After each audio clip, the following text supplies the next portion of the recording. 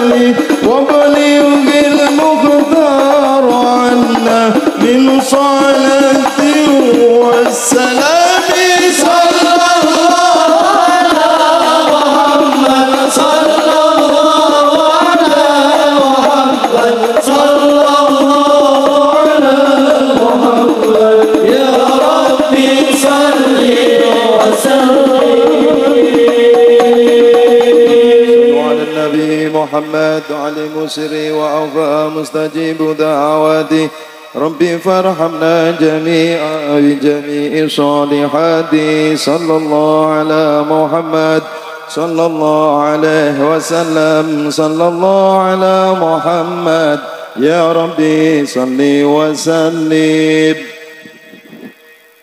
Alhamdulillahirabbil alamin. Hadirin yang dirahmati Allah Subhanahu wa taala, marilah kita dengarkan bersama-sama mau'izatul hasanah yang akan beliau sampaikan Sayyidil Walid Al-Habib Umar Mutahhar. Semoga kehadiran beliau menjadikan kita semua tambah berkah manfaat. Assalamualaikum warahmatullahi wabarakatuh.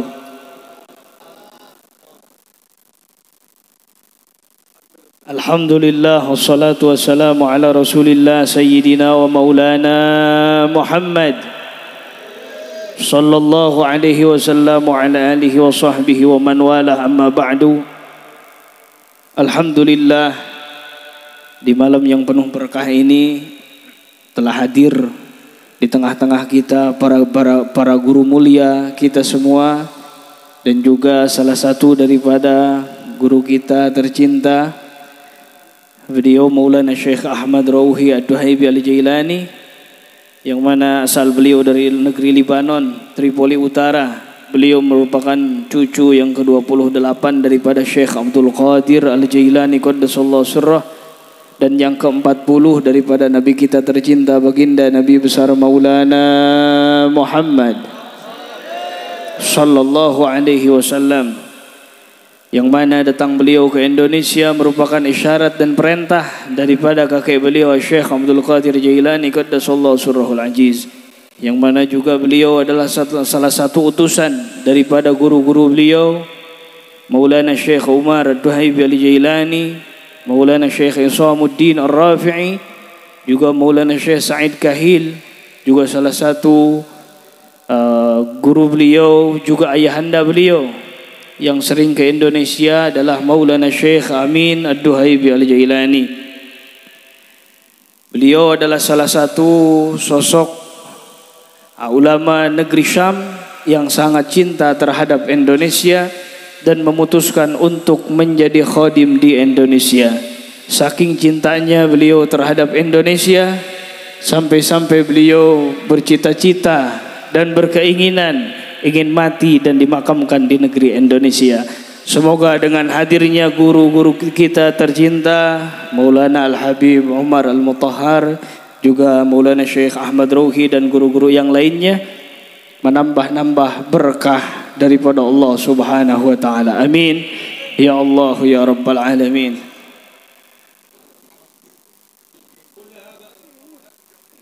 Yang pegang HP Syekh, coba yang pegang HP Syekh tadi di mana? Mbah itu yang pakai yang tadi.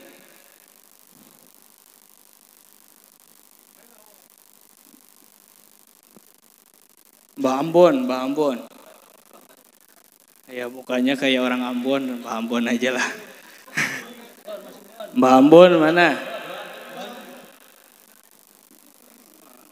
Di ini HP Syekh diambil coba.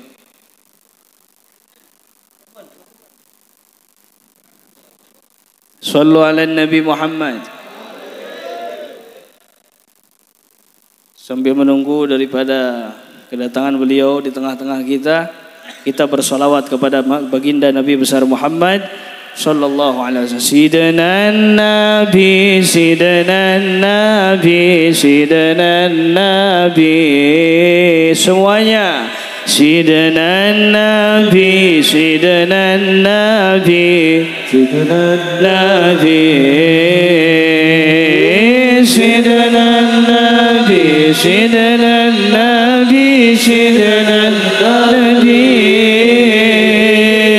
Syekh Abdul Qadir Al-Jailani Habibin Nabi, Syekh Abdul Qadir Al-Jailani habibi. Semuanya suaranya dikeluarkan. Sayyidina Nabi, Sayyidina Nabi, Sayyidina Nabi, Sayyidina Nabi, Sayyidina Nabi, Sayyidina Nabi, Sayyidina Nabi, Sayyidina Nabi, Sayyidina Nabi, Syekh Abdul Qadir Al-Jailani, Habibin Nabi, Syekh Abdul Qadir Al-Jailani, Habibin Nabi, Ya Rabbana bil haykalin nurani, Al-Bazi Abdul Qadir Al-Jailani, usuluk bina nahjal hidayati wa ahmina min syarri kulli mu'anidin aw jani, min syarri kulli mu'anidin aw jani. Sallu ala Nabi Muhammad.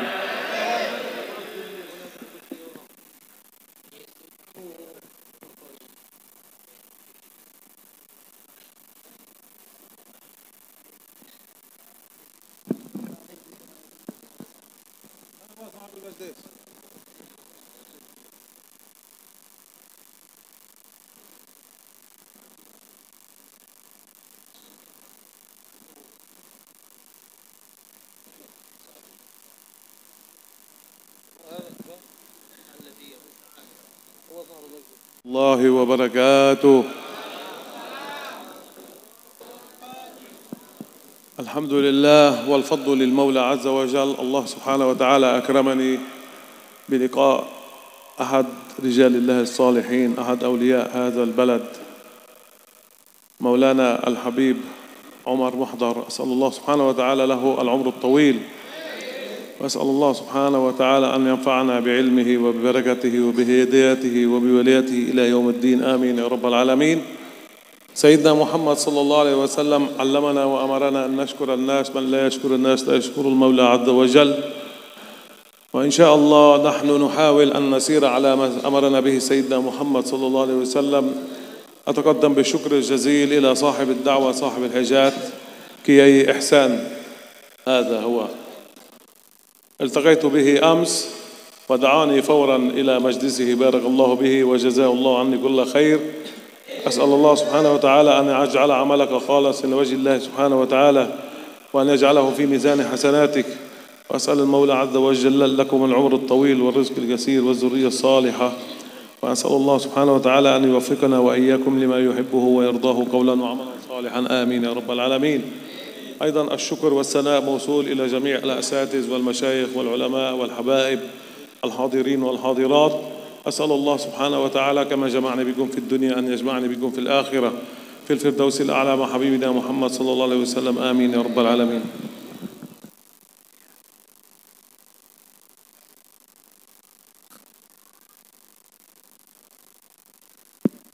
Alhamdulillah, beliau memuji syukur kepada Allah Subhanahu wa taala yang telah memberikan fadlnya, keunggulannya sehingga saya bisa bertemu dengan salah satu rijalillah, salah satu jagonya Allah, salah satu ulamanya Allah, salah satu kekasihnya Allah, yaitu guru mulia tercinta Al-Habib Umar Al-Mutahhar. Semoga beliau panjang umur, sehat walafiat. Juga semoga beliau diberkahi oleh Allah Subhanahu wa taala, dimudahkan segala langkah perjuangannya oleh Allah Subhanahu wa taala, dan semoga kita semua mendapatkan keberkahan daripada rentetan keberkahannya. Amin ya Allah rabbal alamin. Nabi kita tercinta baginda Nabi besar Maulana Muhammad sallallahu alaihi wasallam bersabda, "Man la yashkurun nas la yashkurullah." Siapa orang yang tidak bersyukur berterima kasih kepada sesama manusia, orang tersebut tidak bersyukur kepada Allah Subhanahu wa taala. Maka rasa syukur dan terima kasih ini saya sampaikan kepada guru kita tercinta, Sahibul Bait, Sahibul Da'wah, yang mana saya ketemu dengan beliau hari kemarin dan beliau meminta saya hadir di majelisnya di malam ini. Maka alhamdulillah saya telah hadir memenuhi daripada undangan beliau, yaitu Kiai Haji Ihsan atau Gus Ihsan. Semoga beliau diberkahi oleh Allah Subhanahu wa taala. Amin. Panjang umur, sehat walafiat, diberikan turunan-turunan yang soleh solehah, dan digampangkan langkah perjuangannya oleh Allah Subhanahu wa taala. Juga rasa syukur beliau, rasa penghormatan beliau sampaikan kepada seluruh para tokoh masyarakat ataupun tokoh agama yang ada di tempat ini, muslimin muslimat umat baginda Maulana Muhammad sallallahu alaihi wasallam. Semoga sebagaimana kita dikumpulkan di tempat ini, kelak dikumpulkan di surganya Allah Subhanahu wa taala. Amin ya rabbal alamin.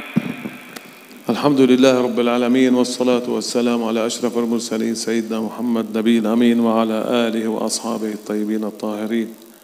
Nashkuru al-Mawla azza wa jalla wa nahmaduhu an ja'alana min ummat Sayyidina Muhammad sallallahu alaihi wasallam mu'minina ta'ibina qanitina lil Mawla azza wa jalla. والحمد لله في هذا المجلس المبارك الله أكرمنا بلقاء الأولياء، أحد الأولياء وأحد الصالحين، وطبعا هذا ببركة صاحب الحول سلطان الأولياء سيدنا عبد القادر الجيلاني قدس الله سره ورضي الله عنه وأرضاه. الله سبحانه وتعالى أخبرنا عن أولياء الله في القرآن الكريم: ألا إن أولياء الله لا خوف عليهم ولا هم يحزنون. الله سبحانه وتعالى أعطى القوة وأعطى الخاتمة وأعطى العلم وأعطى قبول الدعاء وأعطى قبول الحاجات لأولياء الله. لذلك الله سبحانه وتعالى أخرج الخوف وأخرج الفزع وأخرج التردد من قلوبهم، ساروا على ما سار عليه سيدنا محمد صلى الله عليه وسلم، وصلوا إلى مرتبة الولاية باتباعهم لما جاء به سيدنا محمد صلى الله عليه وسلم. وهذا سلطان الأولياء سيدنا عبد القادر الجيلاني قدس الله سره. الله سبحانه وتعالى من عليه بالولاية منذ الصغر. في ذلك الزمان في ذلك الوقت كانت الناس عندما يغم عليهم شهر رمضان، عندما يأتي شهر رمضان ويغم عليهم الهلال، يأتوا إلى والدة سيدنا عبد القادر الجيلاني قدس الله سره: يا أم عبد القادر، هل شرب الحليب في هذا اليوم؟ بدأ بالصيام منذ طفولته، منذ أن كان طفلا رضيعا على حجر أمه. الله سبحانه وتعالى من عليه بالولاية منذ ولادته وفي حياته وفي بعد موته. لذلك الله سبحانه وتعالى أكرم سيدنا عبد القادر الجيلاني قدس الله سره بالمرتبة التي لم يصل إليها أحد قبله ولا بعده قط. ولاية سيدنا عبد القادر الجيلاني قدس الله سره يا أخوان لم يصل أحد بعد الأنبياء، طبعا بعد الأنبياء لم يصل لمرتبة الولاية التي وصل لها سيدنا عبد القادر الجيلاني قدس الله سره، لا قبله ولا بعده ولا حتى إلى يوم القيامة. لذلك سيدنا عبد القادر الجيلاني قدس الله سره سمي بسلطان الأولياء. سيدنا محمد صلى الله عليه وسلم أخبرنا عن الأولياء. قال سيدنا محمد صلى الله عليه وسلم: لله رجال إذا أرادوا أراد. لذلك الكثير من أهل أندونيسيا بارك الله بهم في جميع القرى والمدن وفي جميع الدوائر يقيمون أو يقرؤون مناقب سلطان الأولياء سيدنا عبد القادر الجيلاني قدس الله سره تبركا وتقربا ومحبة به، عسى أن يكون وسيلة لهم عند الله. وهذا صحيح. من توسل بسلطان الأولياء سيدنا عبد القادر الجيلاني قدس الله سره كونوا على يقين أن دعاءه أو حاجته مقضية بإذن المولى عز وجل. لماذا؟ لأن الأولياء دعاءهم مستجاب عند الله سبحانه وتعالى. سيدنا محمد أخبرنا: لله رجال إذا أرادوا أراد، أي إذا قصدوا الله، الله سبحانه وتعالى لبى مقصودهم. ولذلك نرى الكثير هنا من الإخوان في أندونيسيا بارك الله بهم في كل أسبوع أو في كل يوم أو في كل شهر أو في كل سنة أو في كل حول يقرؤون مناقب سلطان الأولياء سيدنا عبد القادر الجيلاني قدس الله سره، ويقرؤون أوراد سلطان الأولياء سيدنا عبد القادر الجيلاني قدس الله سره، ويقرؤون سيرة سيدنا عبد القادر الجيلاني قدس الله سره تبركا به، عسى أن يكون وسيلة لهم عند الله سبحانه وتعالى. نحن لا نعبد الأولياء ولا نعبد العلماء، ولا نعبد القبور ولا نعبد سيدنا محمد، نحن نعبد الله سبحانه وتعالى، لكن نتقرب بالأولياء وبالأنبياء وبسيدنا محمد صلى الله عليه وسلم عسى أن يكونوا وسيلة لنا عند الله، لأننا نحن ضعاف، ذنوبنا كثيرة وأخطاؤنا كثيرة ولا ندري ما أحوالنا. هؤلاء الأولياء، هؤلاء القوم، هؤلاء الصالحين، الرسل، الأنبياء، دعاءهم مستجاب عند المولى عز وجل. لذلك عندما نقرأ مناقبهم ونقرأ مآثرهم ونقرأ سيرة حياتهم ونقتدي بقدوتهم، نقتدي بما ساروا عليه، نجعلهم قدوة لنا في جميع أمور حياتنا، سواء في مناقب سلطان الأولياء سيدنا عبد القادر الجيلاني قدس الله سره، أو في حديث الرسول أو القرآن الكريم. يجب علينا أن نجعل هؤلاء الأولياء وخصوصا سيدنا عبد القادر الجيلاني قدس الله سره قدوة لنا في جميع أمور حياتنا. أولا لأننا نحبه، والمحب لمن يحب مطيع. ثانيا لكي نحشر معه كما بشرنا سيدنا محمد صلى الله عليه وسلم، يحشر المرء مع من أحبب. أحببتم سلطان الأولياء سيدنا عبد القادر الجيلاني قدس الله سره، إن شاء الله سوف تحشرون معه يوم القيامة بإذن المولى عز وجل. أما للذين يقولون أنتم تقرؤون مناقب السلطان الأولياء أو مولد الرسول والإسراء والمعراج والذكر والأوراد والصلاة على الرسول، فهذه بدعة. للأسف الشديد يا أخوان، هؤلاء الناس الله سبحانه وتعالى حرمهم من هذه البركة، حرمهم من هذه المتعة، حرمهم من هذا الأمر الجلل. الله سبحانه وتعالى حرمهم من بركة الصلاة على الرسول صلى الله عليه وسلم، وحرمهم من بركة التقرب من أولياء الله، وحرمهم من بركة القرآن الكريم، وحرمهم من بركة الدعاء على القبور. نعم، عندما نقول اللهم صل على سيدنا محمد، أو يا الله يا الله أتوسل إليك بحبيبك محمد صلى الله عليه وسلم، أو يا الله أتوسل إليك بسلطان الأولياء سيدنا عبد القادر الجيلاني قدس الله سره لتقضي حاجة كذا وكذا. أنا لا أعبد سيدنا عبد القادر ولا أعبد سيدنا محمد ولا أعبد الشيخ ولا أعبد القبر ولا أعبد القرآن، أنا أعبد الله، لكن أجعلهم وسيلة بيني وبين الله سبحانه وتعالى لكي يكون دعائي مستجاب.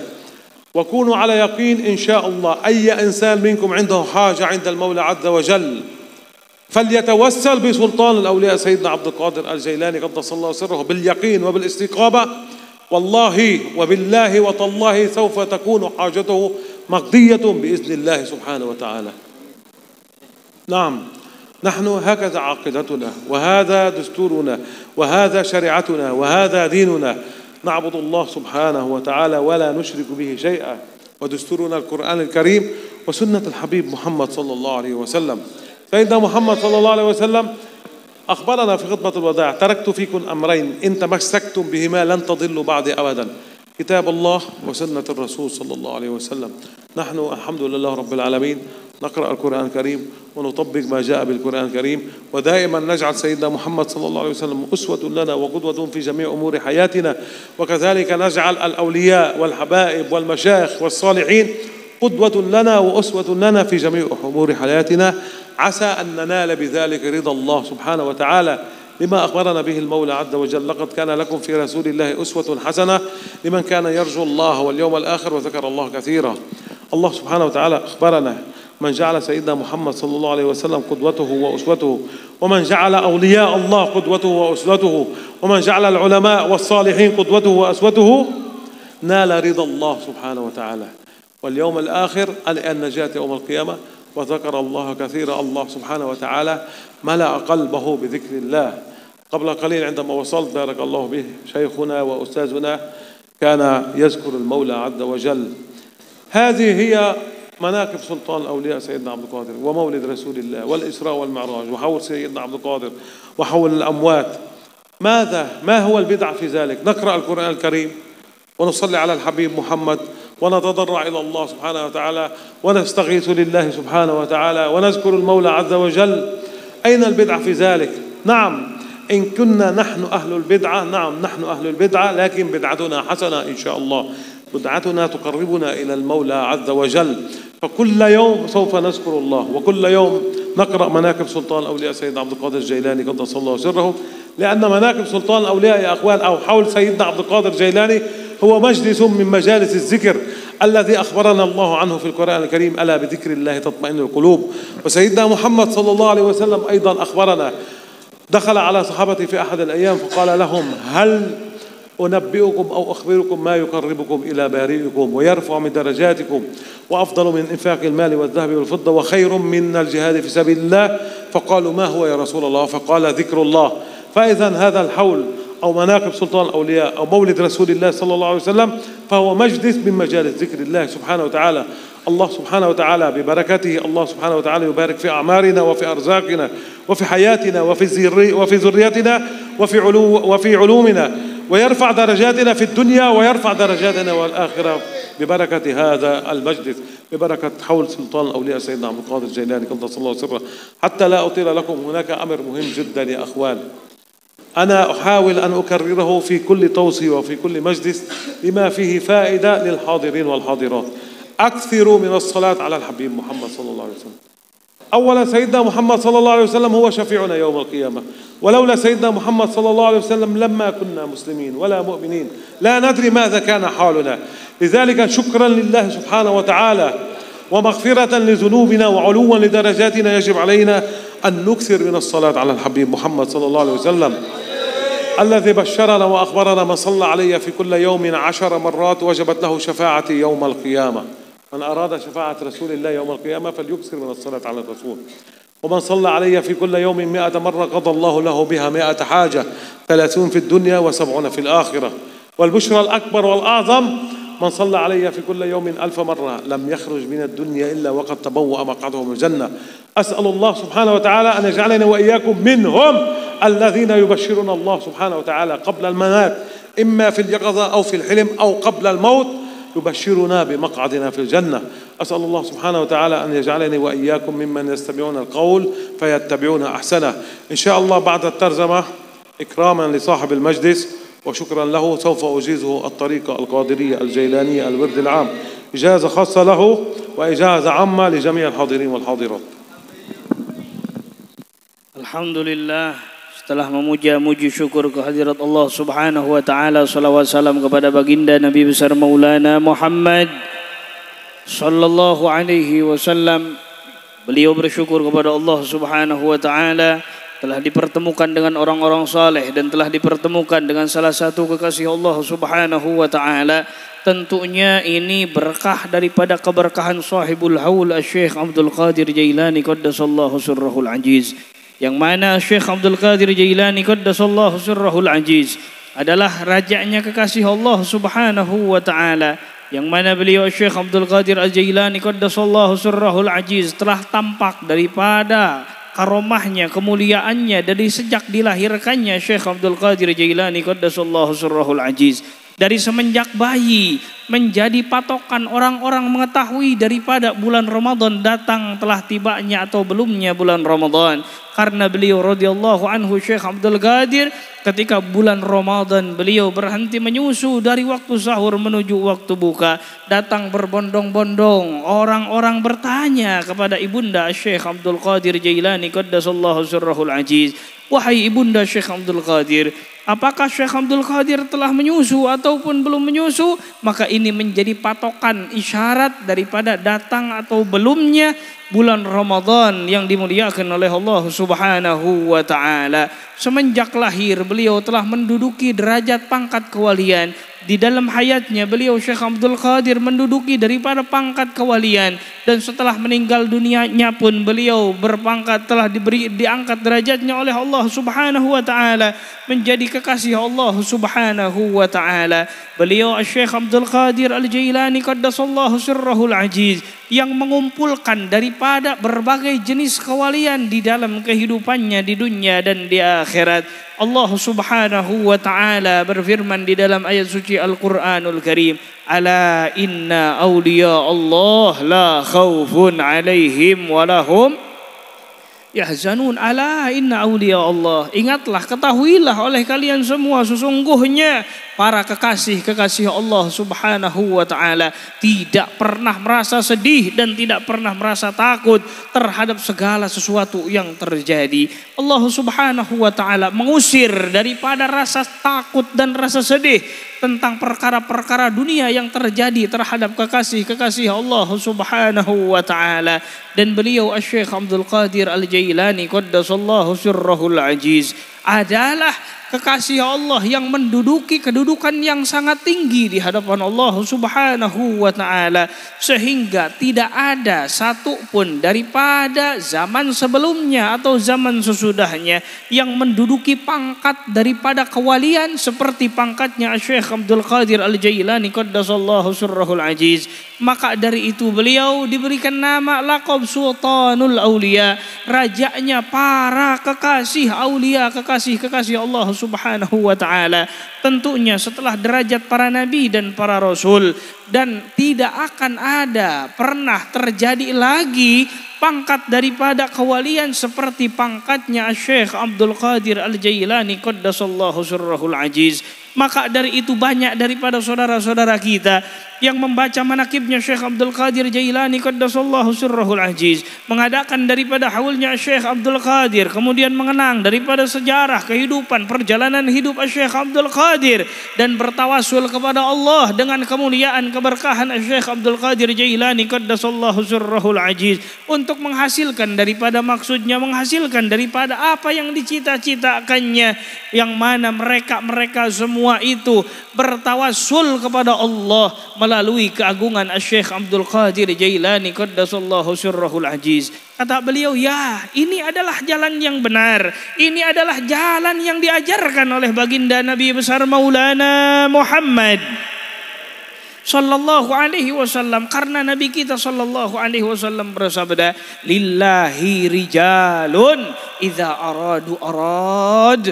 Allah taala memiliki jago-jagonya, kekasih-kekasihnya, wali-walinya, di mana wali-wali Allah, kekasih-kekasih Allah, jago-jagonya Allah itu berkehendak, maka kehendak Allah menyertai daripada kehendak wali tersebut. Di mana kita bertawassul melalui berwasilah kepada Allah melalui keagungan para aulia-aulia Allah, maka mereka-merekalah yang memintakan permohonan kita kepada Allah Subhanahu wa ta'ala. Kita adalah orang yang kotor, kita adalah orang yang penuh dosa, sehingga permintaan kita sangat lambat sampainya kepada Allah Subhanahu wa ta'ala. Tapi ketika kita mengambil wasilah, menjadikan wasilah, bertabarruk, mengambil keberkahan daripada wali-walinya Allah, maka kekasih-kekasihnya Allah lah yang meminta akan kepada Allah Subhanahu wa ta'ala, sehingga permintaannya Allah Subhanahu wa ta'ala akan cepat kabulkan dan akan cepat dilaksanakan oleh Allah Subhanahu wa ta'ala. Syekh Abdul Qadir Al-Jailani qaddasallahu sirrahul aziz, kita mengambil tabarruk keberkahan daripadanya, kita berwasilah kepadanya, kita tidak menyembahnya. Sebahagian orang banyak yang membidah-bidahkan, yang anti terhadap tawasul, terhadap maulid, terhadap berzikir secara zikirnya orang-orang thariqah. Kita hanya bertawasul dan mengambil wasilah, kita hanya bertabarruk mengambil daripada keberkahan-keberkahan yang mulia. Kita tidak menyembah para wali, kita tidak menyembah orang-orang soleh, kita tidak menyembah kuburan, kita tidak menyembah selain daripada Allah Subhanahu wa ta'ala. Yang kita sembah adalah Allah Subhanahu wa ta'ala. Kita mencintai mereka-mereka karena mereka-mereka menjadikan Nabi Muhammad sallallahu alaihi wasallam sebagai perjalanan hidupnya, sebagai tolak ukur daripada kehidupannya, barometer kehidupannya, menjadikan uswah dan qudwahnya baginda Nabi besar Maulana Muhammad. Allah Subhanahu wa ta'ala, laqad kana lakum fi rasulillahi uswatun hasanah, dan sungguh telah ada, benar-benar ada di dalam jati diri Rasulullah sallallahu alaihi wasallam itu suri tauladan yang baik, contoh yang sempurna. Untuk siapa? Untuk orang yang mengharapkan ridho Allah, anugerah Allah, ampunan Allah, untuk orang yang mengharapkan selamat yaumal akhir, untuk orang yang ingin selalu berzikir, berkesinambungan dengan Allah.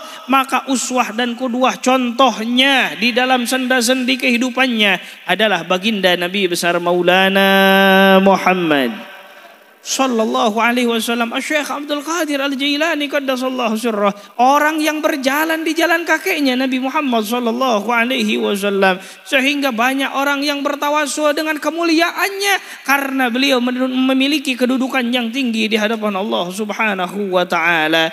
Beliau Maulana Syekh mengatakan, siapapun daripada kita yang memiliki hajat, keinginan, cita-cita lalu meminta kepada Allah dengan bertawassul kepada Syekh Abdul Qadir, memakai wasilah daripada keagungan Syekh Abdul Qadir, keagungan Nabi SAW, maka kata beliau, demi Allah yang terjadi terkecuali Allah Ta'ala akan mengabulkan seluruh daripada keinginan kita semua.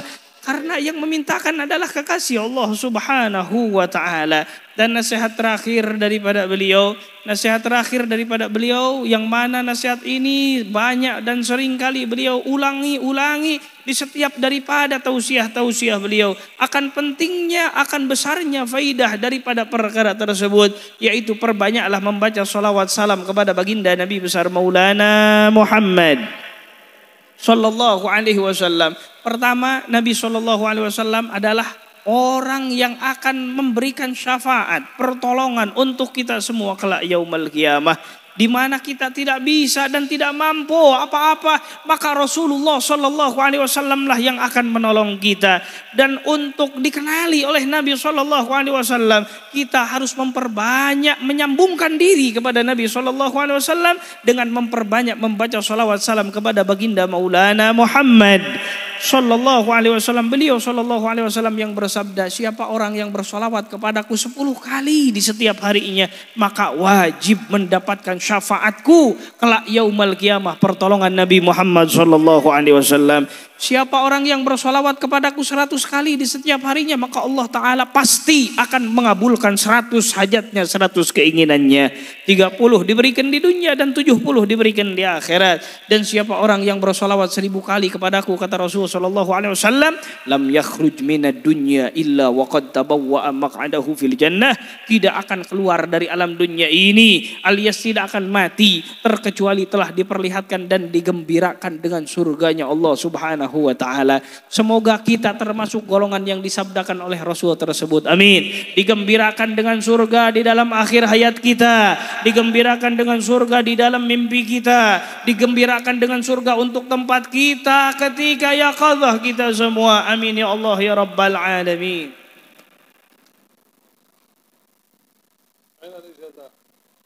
Terakhir kata beliau, sebelum beliau berdoa, beliau sebagai tanda syukur, sebagai tanda kecintaan terhadap guru kita tercinta Kiai Haji Ihsan, Maulana Syekh akan memberikan satu hadiah untuknya dan untuk kita semua, ijazah Thariqah Qadiriyah Jailaniyah Wirdil Am yang muttasil sanadnya bersambung terus kepada Syekh Abdul Qadir Al-Jailani qaddasallahu sirrahul aziz. إجازة خاصة له على أن يجيزها لمن يراه أهل الإجازة وإجازة عامة لجميع المشايخ والأساتذة والحاضرين والحاضرات. Ijazah khusus untuk guru kita tercinta Gus Ihsan, Kiai Haji Ihsan, dan ijazah umum untuk kita semua yang hadir di tempat ini, baik para masyayikh, para kiai, para junjungan, hadirin hadirat semuanya, ijazah khusus untuknya. Dan Maulana Syekh memberikan kewenangan untuknya untuk mengijazahkannya lagi, boleh mengijazahkannya lagi kepada siapapun yang dipandang layak menerima ijazah ini. فإذا الطريقة القادرية الجيلانية الورد العام، إجازة الطريقة القادرية الجيلانية الورد العام، نقرأ في كل يوم في الصباح والمساء 100 مرة لا إله إلا الله محمد رسول الله صباحا ومساء. اللهم صل على سيدنا محمد وعلى آله وصحبه وسلم 100 مرة في المساء، 100 مرة في الصباح و100 مرة في المساء. أستغفر الله العظيم وأتوب إليه 100 مرة في الصباح و100 مرة في المساء. وبعد أن ننتهي من قراءة هذه الأوراد نهدي ثوابها إلى سيدنا محمد صلى الله عليه وسلم، ومن ثم إلى سيدنا عبد القادر الجيلاني قدس الله سره، ومن ثم كل يدعو على فرحته لشيخه، للأولياء، لسيدنا محمد، للأتقياء، لأهله. لكن الضروري بعد أن ننتهي من قراءة هذه الأوراد أن نهديها إلى سيدنا محمد ومن ثم إلى سيدنا عبد القادر الجيلاني قدس الله سره. وأفضل وقت في قراءة هذه الأوراد الصباح، يعني بعد صلاة الصبح، والمساء بعد صلاة المغرب. Adapun bacaan daripada Thariqah Qadiriyah Jailaniyah Wirdil Am ini yaitu membaca setiap pagi dan sore La ilaha illallah 100 kali setiap pagi dan sore. Kemudian Allahumma salli ala sayyidina Muhammad wa ala alihi wa sahbihi wa sallim 100 kali setiap pagi dan sore. Kemudian astaghfirullahal azim wa atubu ilaih 100 kali setiap pagi dan sore. Dan kemudian setelah membaca itu, kemudian pahalanya dihadiahkan kepada Nabi besar Maulana Muhammad sallallahu alaihi wasallam, kemudian kepada Syekh Abdul Qadir Jailani qaddasallahu sirrahul aziz, kemudian kepada siapapun yang kita kehendaki, baik guru kita, masyayikh kita, al-auliya, as-salihin wal azkiya, siapapun yang kita kehendaki. Tapi yang harus dan menjadi syarat daripada ijazah thariqah Qadiriyah Jailaniyah ini adalah menghadiahkan pahalanya pertama kepada Nabi Muhammad sallallahu alaihi wasallam, kedua kepada Syekh Abdul Qadir Jailani qaddasallahu sirrahul aziz, dan yang ketiga kepada siapapun yang kita kehendaki, baik itu masyayikh, guru-guru kita ataupun orang tua kita semua. Afdol waktu, utamanya waktu membaca daripada wirid ini adalah setiap ba'da subuh dan ba'da maghrib. والآن رددوا معي جميعا مرة. Sekarang ikuti saya sekali-sekali semuanya. لا إله إلا الله محمد رسول الله. لا إله إلا الله محمد رسول الله. اللهم صل على سيدنا محمد وعلى آله وصحبه وسلم. اللهم صل على سيدنا محمد وآله وصحبه وسلم. أستغفر الله العظيم وأتوب إليه. أستغفر الله العظيم وأتوب إليه. يا إحسان، أجزتك الطريقة القادرية الجيلانية الورد العام إجازة خاصة لكم على أن تجيزوها لمن ترونه أهلا للإجازة، وإجازة عامة لجميع الحاضرين والحاضرات. قبلت الإجازة؟ قبلت الإجازة. قبلت الإجازة؟ قبلت الإجازة. قبلت الإجازة؟ قبلت الإجازة. قبلتم الإجازة؟ الحمد لله رب العالمين، والصلاة والسلام على أشرف المرسلين سيدنا محمد نبي الأمين وعلى آله وأصحابه الطيبين الطاهرين. اللهم إنا نسألك بما سألك به حبيبك ونبيك وشفيعك محمد صلى الله عليه وسلم أن ترفع عنا الداء والبلاء والغلاء والوباء وسلطة الأعداء. توفنا وأنت راض عنا وألحقنا بالصالحين. اللهم تقبل منا جميع أعمالنا يا الله. اللهم تقبل منا هذا الحول يا الله، شفاعة بسيدنا محمد وببركة بسلطان الأولياء سيدنا عبد القادر الجيلاني قدس الله سره. إنك قريب سميع مجيب. اللهم لا تدع لنا ذنبا إلا غفرته، ولا عيبا إلا سترته، ولا هما إلا فرجته، ولا دينا إلا قضيته، ولا مريضا إلا شفيته، ولا حاجة إلا يسرتها وأعطيتها بفضلك وكرمك يا أكرم الأكرمين. اللهم ارضى عن أزواجنا وبناتنا وأبنائنا وآبائنا وأمهاتنا وجماعاتنا، إنك كريم سميع مجيب. اللهم اجعل قبرنا روضة من رياض الجنة. اللهم أنطق ألسنتنا عند السؤال. اللهم بيض وجوهنا يوم تسود الوجوه. اللهم أظلنا بظلك يوم لا ظل إلا ظلك.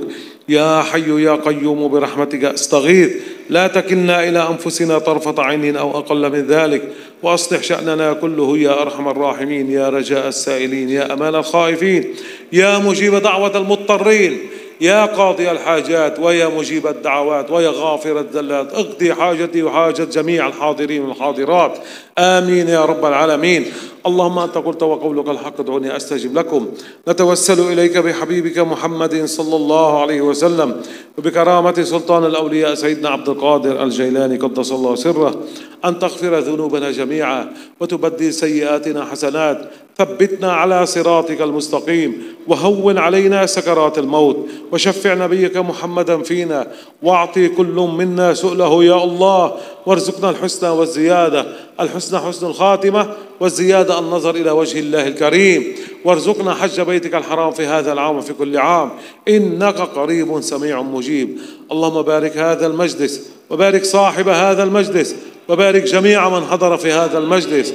اللهم بارك بهم وبأصولهم وبفروعهم إلى يوم الدين. اللهم أنزل عليهم السكينة والرحمة والرضا والغفران. أمدهم بمدد من عندك يا الله، وارزقهم رزقا حلالا طيبا مباركا فيه، واجعل ذريتهم ذرية صالحة تعبدك ولا تشرك بك شيئا. اللهم كما جمعتني بأحبتي في الدنيا اجمعني بهم في الآخرة في الفردوس الأعلى على حوض نهر الكوثر مع حبيبنا وشفيعنا محمد صلى الله عليه وسلم، واسقنا من يده الشريفة شربة لا نظمأ بعدها أبدا. اللهم أرسل ثواب ما قرأنا ونور ما تلونا هدية واصلة إلى روح سيدنا محمد صلى الله عليه وسلم، ومن جنابه الشريف إلى الأنبياء والمرسلين صحابة رسول الله أجمعين، جدنا الباز عبد القادر الجيلاني قدس الله سره، وإلى والدينا ووالديكم، مشايخنا ومشايخكم، من علمنا من علمكم، من له حق علينا إلى يوم الدين، أمواتنا أمواتكم، جميع أموات المسلمين كافة عامة. اللهم أني أسألك بشفاعة حبيبك محمد وببركة كرامة سلطان أولياء سيدنا عبد القادر الجيلاني قدس الله سره أن تجعل آخر كلامنا في هذه الدنيا أشهد أن لا إله إلا الله وأشهد أن محمدا رسول الله صلى الله تعالى عليه وسلم حقا وصدقا، على نية القبول والإجابة. الفاتحة. أعوذ بالله من الشيطان الرجيم. بسم الله الرحمن الرحيم. مالك يوم الدين. إياك نعبد وإياك نستعين. اهدنا الصراط المستقيم صراط الذين أنعمت عليهم غير المغضوب عليهم ولا الضالين. آمين.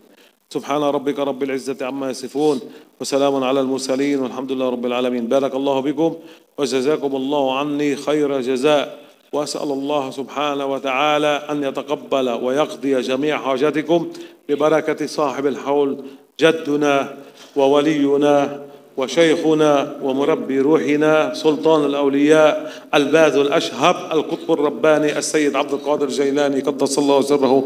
آمين يا رب العالمين.